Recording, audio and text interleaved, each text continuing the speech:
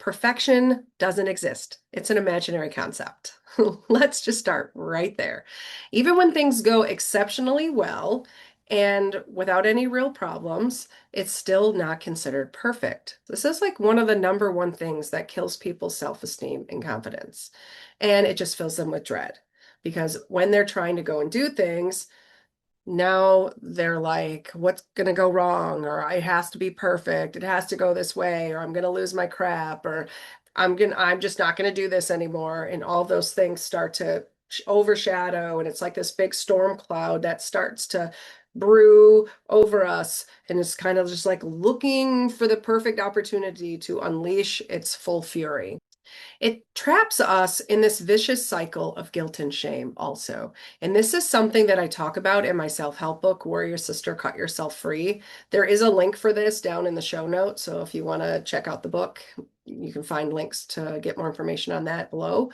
But guilt and shame, it provokes this black and white thinking for starters, when really life is full of a lot of gray areas. So when you think about most situations, there's a lot of gray area in between.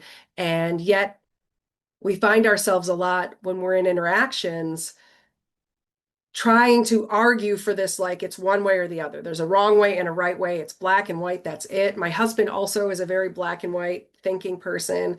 And of course, I'm like, there's so many different shades of gray in between here. And we just have to find our way to one that works for us in this particular situation. So I have driven him nuts in this regard, our whole relationship. He's driven me nuts in this regard.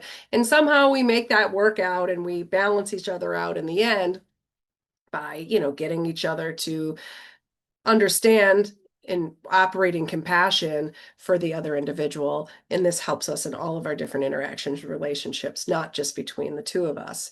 But this right or wrong thinking, there's only one way or the highway, is a logical fallacy, first of all. It's often a logical fallacy. We see this so much in mass media. We see it a lot in politics, for instance, and all of the social media commentary and the bantering that goes back and forth and the reporting of this happening, that happening, where it creates this false narrative and this false logic of it's only one way or the other.